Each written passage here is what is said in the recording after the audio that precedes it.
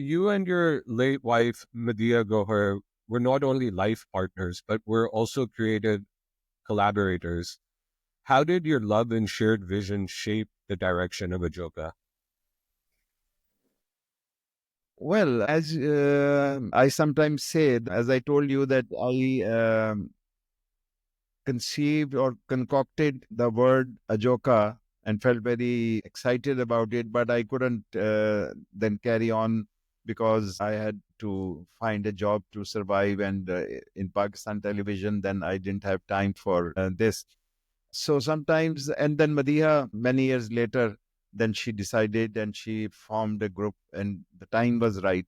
So I sometimes say that I conceived Joka and Madiha delivered it. I think it was, you can say, destiny that this word Ajoka, this concept of Ajoka somehow brought us closer, and we both were passionate about it.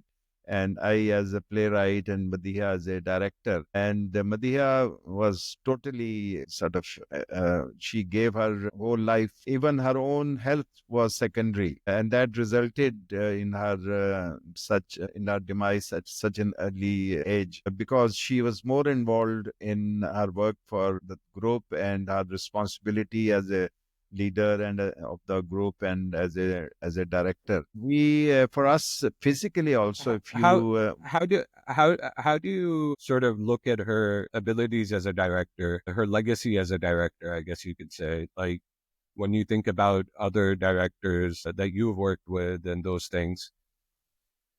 well, she was the only of her kind in, at least in Pakistan. She was equally keen on making theater which has substance, which has content, which has purpose, meaningful stories.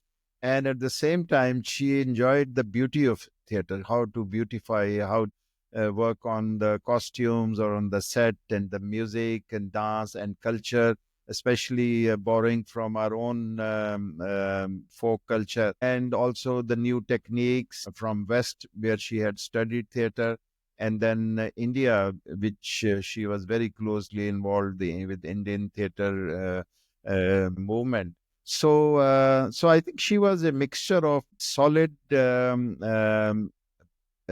content and beautifully presented play, and at the same time linking it with our own cultural tradition.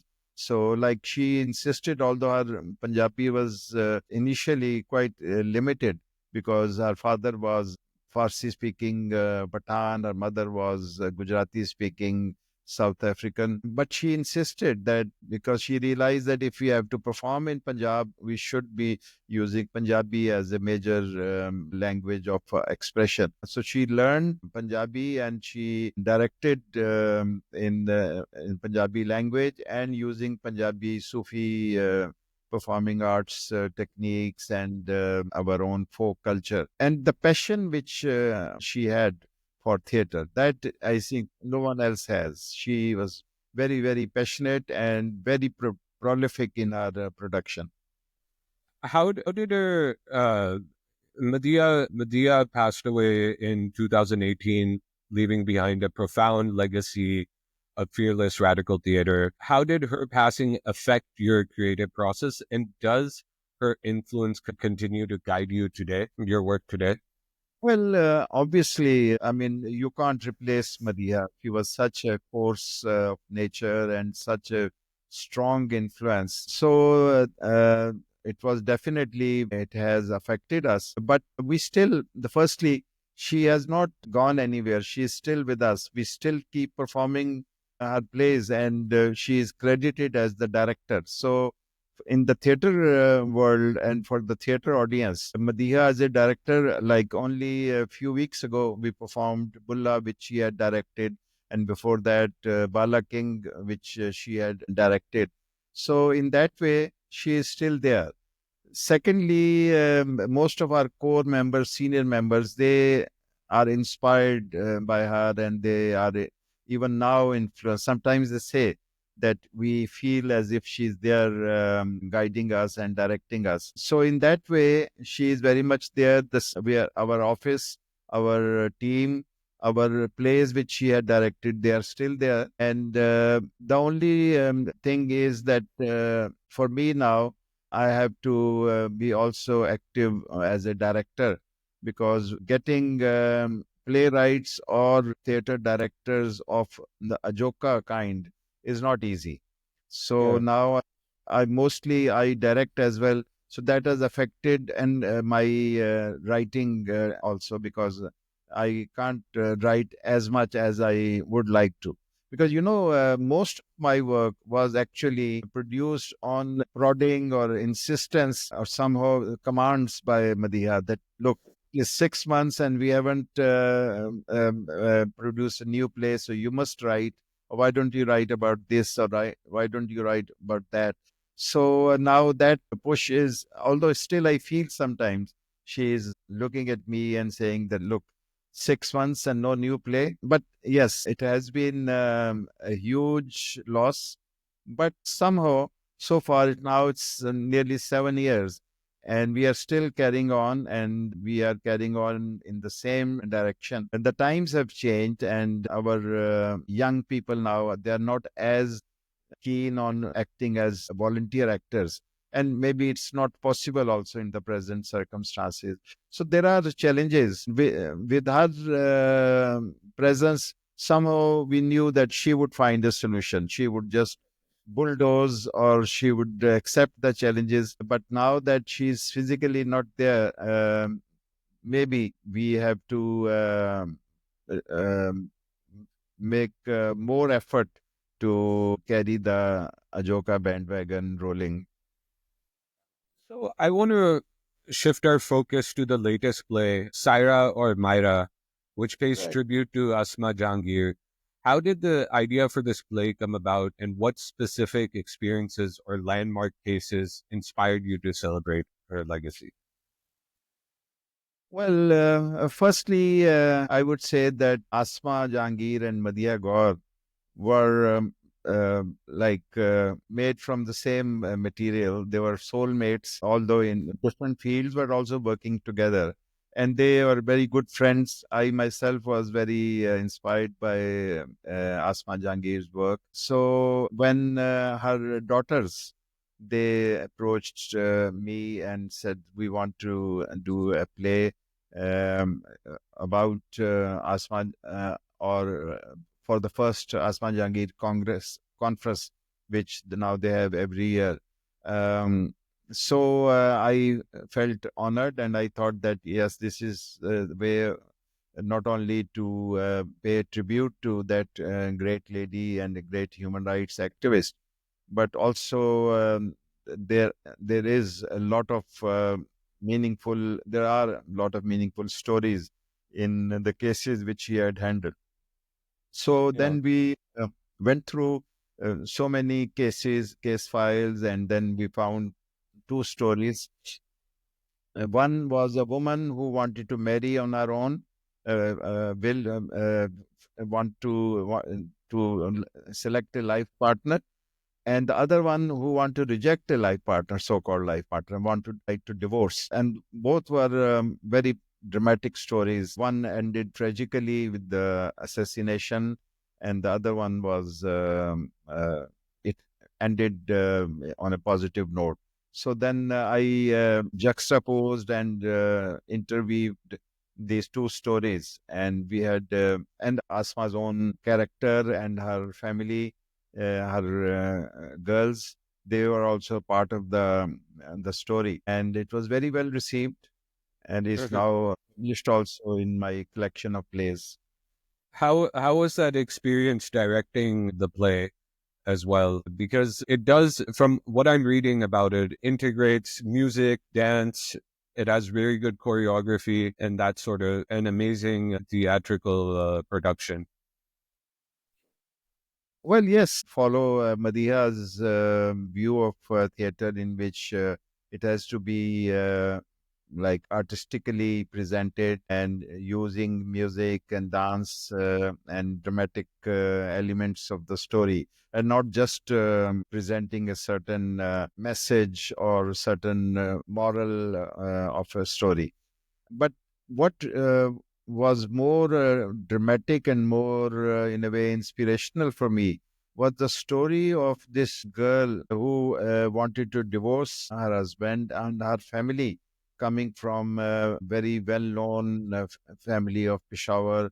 The father was president of the Chamber of Commerce, and the mother was a doctor.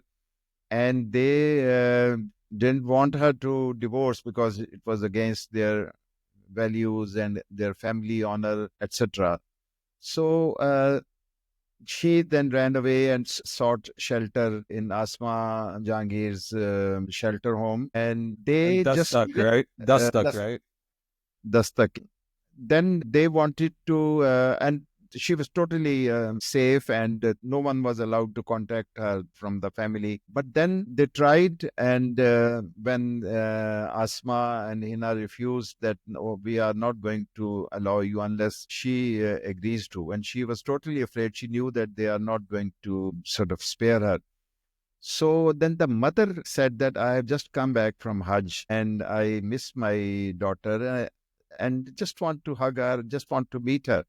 And somehow they were deceived, and they thought it is just the mother. And the mother meeting her daughter is not like father or an uncle or the men of the family. So that mother, a doctor, Yeah, from upper class Pashtun family. She came to the office of yeah. this Hina Jilani's office, and they insisted, the people who were protecting her, that no man will accompany. The mother will go on her own. And then when she arrived, she had they said that she had an accident and she need someone to help, so the driver is going to help her climb the stairs. And so under that pretext, the driver came, and the moment this girl's Samia, she saw the mother and came forward to hug her mother, the driver shot her point blank. She was dead. So the role, The, this was a very big case in the 90s. yeah, And yeah, was I think what stood out to me was how everybody was complicit, right? Everybody was, and this is in my own research of honor killings in Pakistan and violence against women, and there is a tendency for the whole family to be complicit in these acts of violence. but the mother. So that thing struck me, that a mother, the archetypal image of a mother, is all love and sacrifice and affection. And mother cannot harm her child. But here is a mother, and educated mother, and well-to-do mother, and a doctor who comes, and the whole scheme she is aware of, and she facilitates in the murder of her daughter. So that image is very powerfully presented in the play, that how a mother, the force of tradition and tribal values, they are so strong that they overpower the archetypal image of a mother. So, how a mother can get her child killed just for the sake of so-called family honor or tribal honor? So that was a very dramatic and very powerful message which we wanted to convey and question, that what kind of this draconian system of values we have, that even a mother is forced to um, have her daughter killed. So I'm gonna wrap up the interview with a couple of more questions and let you go. But I've been thinking about this, the role of digital media and how it shapes audiences, right? Do you envision a future where theater sort of is able to adapt to digital platforms or those things? Well, it is happening to some extent. Obviously, our plays are sometimes we put them online also, and we have podcasts, and we have Ajoka Vision channel, and so in that way, the digital platforms are being accessed by us. But theater is primarily a live medium where a community of audience, they come and they collectively experience a live theater presented before them by their own people, the actors. And that excitement for actors as well as for the audience, that cannot be achieved through digital media or even AI generated activities. So I think theater will always have its own unique position, but we will have to adapt and we'll have to adjust. Like now we use technology, we use video projectors, and we use sound effects and special effects. So that is possible. Secondly, we now primarily promote our publicities, our new plays through Insta or through Facebook and digital platforms. So in that way, making use of the access to digital technology is a good thing, but it cannot be a replacement. During epidemic corona, we moved to online acting classes, online writing classes. We even had online festivals. So we did try how theater can be presented through Zoom or Facebook and through other online platforms. So that is obviously in a crisis situation, that is a possibility. But theater as such, it has been there for centuries, if not millennia, and I think it will go on.